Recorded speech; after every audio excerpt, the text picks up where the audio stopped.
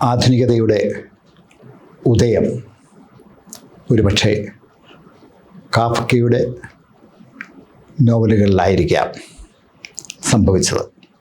ഒന്നാം ലോകമഹായുദ്ധം 1914 പൊട്ടിപ്പുറപ്പെട്ട ഒന്നാം ലോകമഹായുദ്ധം ആ തലമുറയെ വളരെയധികം ഭയപ്പെടുത്തുകയും വളരെയധികം ഭീതി പ്രദാനം ചെയ്യുകയും ചെയ്തു.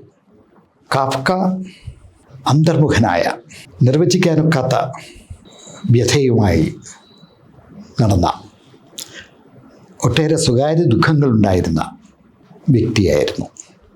ജീവിതത്തിൻ്റെ അർത്ഥം കാണുവാൻ വേണ്ടി വിഫല ശ്രമം നടത്തുന്ന മനുഷ്യൻ്റെ അവസ്ഥ കാഫ്കയുടെ നോവലുകൾ കാണാം.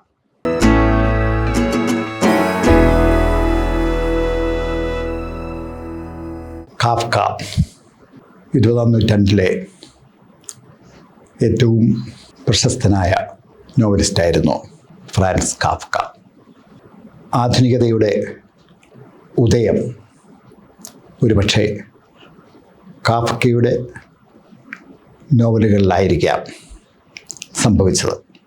ഒരേ സമയം തന്നെ ആധുനികതയുടെ പ്രചോദനവും അതിൻ്റെ പ്രഭവകേന്ദ്രവും ആയിരുന്നു കാഫ്കയുടെ നോവലുകളും കഥകളും. കാഫ്കയുടെ ജന്മനാടായ പ്രാഗ് ഏതാനും വർഷങ്ങൾക്ക് മുൻപ് സന്ദർശിച്ചത് ഞാൻ ഓർത്തുപോവുകയാണ്. കാഫ്കയുടെ ശവകുടീരത്തിന് ഏറെ അകലെയല്ലാതെ വോൾട്ടാവ നദിക്ക് അഭിമുഖമായി ചാൾസ് സർവകലാശാലയ്ക്ക് അരികെ കുറേ ശിലാഫലകങ്ങൾ കണ്ടിരുന്നു. അതിലൊക്കെ എഴുതി വച്ചിട്ടുണ്ട് കാഫ്ക ഈസ് എ ചെക്ക് എന്ന്. കാഫ്ക തങ്ങളുടെ നാട്ടുകാരനാണെന്നും കാഫ്കയുടെ പൈതൃകം ഞങ്ങൾക്ക് അവകാശപ്പെട്ടതാണെന്നും വ്യക്തമാക്കുന്ന ഒരു രേഖകളായിരുന്നു അതൊക്കെ. എന്നാൽ കാഫ്ക ചെക്കുകാരുടെ മാത്രം സ്വത്തല്ല, ലോകത്തിൻ്റെ മുഴുവൻ ആയിരുന്നു എന്ന് കാണാൻ പ്രയാസമില്ല. കാഫ്കയുടെ നോവലുകളിലെ പേരറിയാത്ത ഇരുൾ വീണ വഴികളിലൂടെ അന്ന് അലഞ്ഞു നടന്നപ്പോൾ ചരിത്രവും മനുഷ്യാവസ്ഥയും തമ്മിലുള്ള ബന്ധത്തെക്കുറിച്ച് ആലോചിക്കാതിരിക്കുവാൻ ആകുമായിരുന്നില്ല.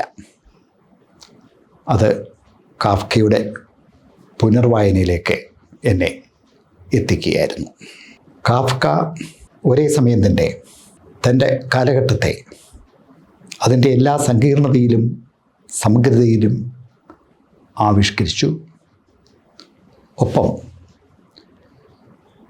കാലദേശങ്ങൾക്കതീതനായിട്ട് മാറുകയും ചെയ്തു. ആധുനികത 20-ാം നൂറ്റാണ്ടിൻ്റെ ആദ്യ ദശകങ്ങളിൽ കലാസാഹിത്യ രംഗങ്ങളിൽ സംഭവിച്ച ഒരു ഭൂമികുലുക്കം ആയിരുന്നു, ഉരുൾപൊട്ടൽ എന്നൊക്കെ പറയാം. അതിൻ്റെ തുടർചലനങ്ങൾ ഇല്ലാതാകുവാൻ 100 വർഷത്തിലേറെ വേണ്ടി വന്നു. അതുവരെ നിലനിന്നിരുന്ന കലാസാഹിത്യ അഭിരുചികളും കലാതന്ത്രങ്ങളും മാറ്റി എഴുതേണ്ടി വന്ന സന്ദർഭമായിരുന്നു അത്. ഈ ഭാവുകത്വ വ്യതിയാനത്തിന് വളരെയേറെ കാരണങ്ങളുണ്ട്. സാമ്പത്തികവും മനഃശാസ്ത്രപരവും സാംസ്കാരികവുമായിട്ടുള്ള ഒട്ടേറെ കാരണങ്ങൾ ഈ മാറ്റത്തിൻ്റെ പിന്നിലുണ്ട്. 20-ാം നൂറ്റാണ്ടിൻ്റെ തുടക്കത്തിലായിരുന്നു ഫ്രോയിഡ് അബോധത്തെക്കുറിച്ചുള്ള തൻ്റെ സിദ്ധാന്തങ്ങളുമായി രംഗപ്രവേശനം ചെയ്തത്. ഫ്രോയിഡിയൻ സിദ്ധാന്തം മനുഷ്യബന്ധങ്ങളെ പുനർവിചിന്തനത്തിന് വിധേയമാക്കിയിട്ടുണ്ട്. മനുഷ്യകാമനകളെയും മനുഷ്യൻ്റെ പ്രവൃത്തികളെയും ഒക്കെ നിയന്ത്രിക്കുന്നത്, നിർണയിക്കുന്നത് അബോധ മനസ്സാണ് എന്ന ഫ്രോയിഡിൻ്റെ കണ്ടെത്തൽ 20-ാം നൂറ്റാണ്ടിലെ കലയെയും സാഹിത്യത്തെയും ഒട്ടൊന്നുമല്ല സ്വാധീനിച്ചത്.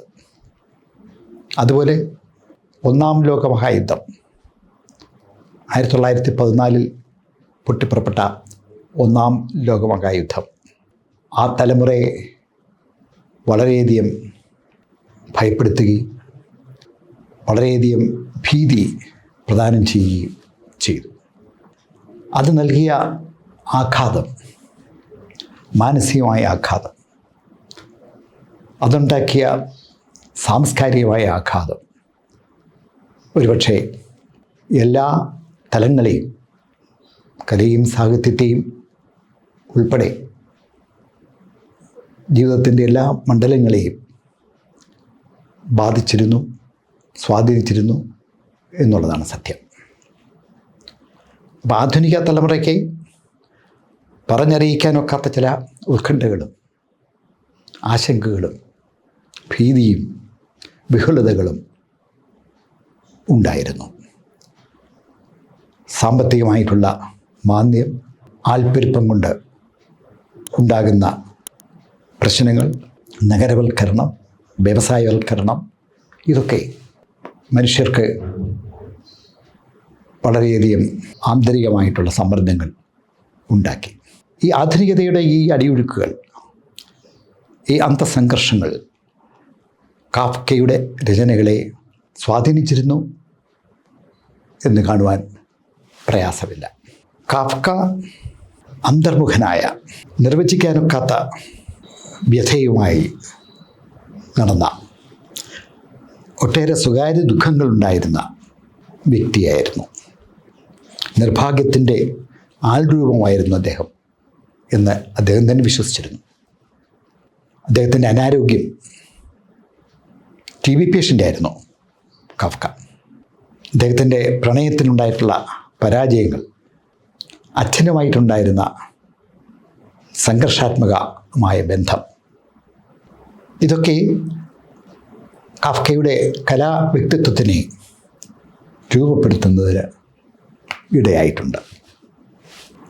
കാഫ്ക താൻ അനുഭവിച്ചിട്ടുള്ള സംഘർഷങ്ങളെയും തൻ്റെ ജീവിതത്തിലൂടെ കടന്നു പോയിട്ടുള്ള ഭീകരമായിട്ടുള്ള അനുഭവങ്ങളെയും ഒക്കെ പ്രതീകങ്ങളിലൂടെയും രൂപകങ്ങളിലൂടെയും തൻ്റെ കഥകളിലൂടെ, നോവലുകളിലൂടെ ആവിഷ്കരിക്കുവാൻ ശ്രമിക്കുകയായിരുന്നു. സർറിയലിസം എന്ന ഒരു രചനാതന്ത്രമായിരുന്നു കാഫ്ക ഉപയോഗിച്ചത്. കഴിഞ്ഞ നൂറ്റാണ്ടിൻ്റെ ആദ്യ ദശകങ്ങളിൽ പ്രചാരം സിദ്ധിച്ച സർറിയലിസം അബോധ മനസ്സിൻ്റെ പ്രവർത്തനത്തിൽ അധിഷ്ഠിതമായിരുന്നു. സ്വപ്നദർശനം പോലെ അരാജക മനസ്സിൻ്റെ ചിന്തകളെ ആവിഷ്കരിക്കുകയാണ്. സ്വതന്ത്രമായ ഈ ആവിഷ്കാരത്തിൽ കഥാകൃത്തിൻ്റെ, നോവലിസ്റ്റിൻ്റെ ബോധപൂർവമായ ഇടപെടൽ ഒന്നും ഉണ്ടാവുന്നില്ല. വളരെ വിചിത്രമായ രീതിയിലുള്ള കൽപ്പനകളും അവതരണങ്ങളും ഭാഷാപ്രയോഗങ്ങളും ഒക്കെ സർറിയലിസത്തെ ദുർഗ്രഹവും എന്നാൽ അതുപോലെ സങ്കീർണവുമായ ഒരു രചനാരീതിയാക്കി മാറ്റി. കാഫ്ക 1883 ചെക്കോസ്ലോവാക്യയിലെ പ്രാഗിൽ ജനിച്ചു. അച്ഛൻ ഹെർമൻ കാഫ്ക, അമ്മ ജൂലി. അച്ഛൻ്റെ ഇൻഷുറൻസ് ഉദ്യോഗസ്ഥനായിരുന്നു. അമ്മ ഒരു ധനിക കുടുംബത്തിലെ അംഗമായിരുന്നു. 6 മക്കളിൽ ഏറ്റവും മൂത്തത് കാഫ്കയായിരുന്നു. 2 സഹോദരങ്ങൾ നന്നേ ചെറുപ്പത്തിലെ മരിച്ചു. 2 സഹോദരിമാർ കാഫ്കയ്ക്ക് ശേഷം 2-ാം ലോകമഹായുദ്ധത്തിൽ, അന്നത്തെ ഹോളോകോസ്റ്റിൽ കൊല്ലപ്പെട്ടിരുന്നു. കാഫ്ക പ്രാഥമിക വിദ്യാഭ്യാസത്തിന് ശേഷം ചാൾസ് യൂണിവേഴ്സിറ്റിയിൽ കെമിസ്ട്രി പഠിച്ചു. പിന്നീട് നിയമം പഠിച്ചു. അതിനുശേഷം ഇൻഷുറൻസ് കമ്പനിയിൽ ജോലി കിട്ടി. പക്ഷെ അതിലൊന്നും കാഫ്കയ്ക്ക് താല്പര്യമുണ്ടായിരുന്നില്ല. തൻ്റെ സാഹിത്യ സബരിയുമായി പൊരുത്തപ്പെടുന്നതായിരുന്നില്ല ഇൻഷുറൻസിലെ ജോലി. അന്ന് അദ്ദേഹം സുഹൃത്തിനെ പരിചയപ്പെട്ടു, മാക്സ് ബ്രോച്ച്. അദ്ദേഹമാണ് കാഫ്കയുടെ രചനകൾ കാഫ്കയുടെ മരണശേഷം പ്രസിദ്ധീകരിച്ചത്. കാഫ്ക 1924 വിയന്നയിൽ വെച്ച് മരിക്കുന്നു. കാഫ്കയുടെ ഏറ്റവും വലിയ സവിശേഷതയായിട്ട് കാണുന്നത് അദ്ദേഹത്തിൻ്റെ ദാർശനിക വ്യഥയാണ്, അദ്ദേഹത്തിൻ്റെ അസ്തിത്വ ദുഃഖമാണ്, അദ്ദേഹത്തിൻ്റെ കഥയിലുള്ള അസംബന്ധം എന്ന് വിശേഷിപ്പിക്കാവുന്ന അംശമാണ്. ജീവിതത്തിൻ്റെ അർത്ഥം കാണുവാൻ വേണ്ടി വിഫല ശ്രമം നടത്തുന്ന മനുഷ്യൻ്റെ അവസ്ഥ കാഫ്കയുടെ നോവലുകൾ കാണാം. മനുഷ്യന് സ്വതന്ത്രമായ ഇച്ഛാശക്തി ഉണ്ടെന്നും ആ ഇച്ഛാശക്തി യുക്തിക്കും മുകളിലാണെന്നും ആ ഇച്ഛാശക്തിയുടെ ഫലമായിട്ട് വിധിയെപ്പോലും നിയന്ത്രിക്കാൻ കഴിയുമെന്നൊക്കെയുള്ള ധാരണ ഉണ്ട്. അർത്ഥമില്ലാത്ത ഈ ലോകത്ത്, അർത്ഥമില്ലാത്ത ഈ ജീവിതത്തിൽ അർത്ഥം തേടുമ്പോൾ ഉണ്ടാകുന്ന വ്യർത്ഥതാബോധം,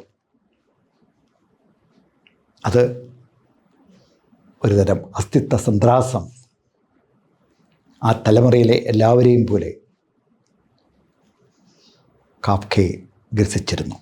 കാഫ്കയുടെ പ്രത്യേകമായിട്ടുള്ള മാനസികാവസ്ഥ, കാഫ്കയ്ക്കുണ്ടായിരുന്ന മനോരോഗം, സ്കിറ്റ്സോയിഡ് പേഴ്സണൽ ഡിസോർഡർ എന്ന് പറയുന്ന അവസ്ഥ, സാമൂഹികമായിട്ടുള്ള ബന്ധങ്ങൾ ഇല്ലാതെ മറ്റുള്ളവരിൽ നിന്നും അകലം പാലിക്കുവാൻ ശ്രമിക്കുന്ന ഒരുതരം മനോരോഗമായിരുന്നു കാഫ്കയ്ക്ക്. കാഫ്കയുടെ ആ അസംബന്ധം അല്ലെങ്കിൽ അബ്സേർഡ് സിറ്റുവേഷൻ, കാഫ്കയുടെ കൃതികളിൽ നാം കാണുന്ന അസംബന്ധമെന്ന് വിശേഷിപ്പിക്കാവുന്ന ആ സാഹചര്യങ്ങൾ അസ്തിത്വവാദവുമായിട്ട് ബന്ധപ്പെട്ടതാണ്. കെമ്യു തൻ്റെ മിത്ത് ഓഫ് സിസിഫസ് എന്ന കൃതിയിൽ അബ്സർഡിറ്റിയെക്കുറിച്ച് പറയുന്നുണ്ട്, അസംബന്ധത്തെക്കുറിച്ച് പറയുന്നുണ്ട്. പെട്ടെന്നൊരു ദിവസം പ്രകാശമില്ലാത്ത ലോകത്ത് മനുഷ്യൻ ഒറ്റപ്പെടുന്നതായിട്ട് തോന്നുന്നു, ദൈവമില്ലാത്ത ലോകത്ത് ഒറ്റപ്പെടുന്നതായിട്ട് തോന്നുന്നു. മടങ്ങിവരവില്ലാത്ത ഒരു ബഹിഷ്കൃതരായിട്ട് മനുഷ്യൻ മാറുന്നു. മനുഷ്യനും ജീവിതവും നടനും അരങ്ങും തമ്മിലുള്ള ചേർച്ചയില്ലായ്മ, അതാണ് അബ്സർഡിറ്റി, അതാണ് അസംബന്ധം. അതുവരെയുള്ള സാഹചര്യങ്ങൾ, അസംബന്ധമെന്ന് വിശേഷിപ്പിക്കാവുന്ന സാഹചര്യങ്ങൾ കാഫ്കയുടെ മിക്ക കൃതികളിലും ഉണ്ട്.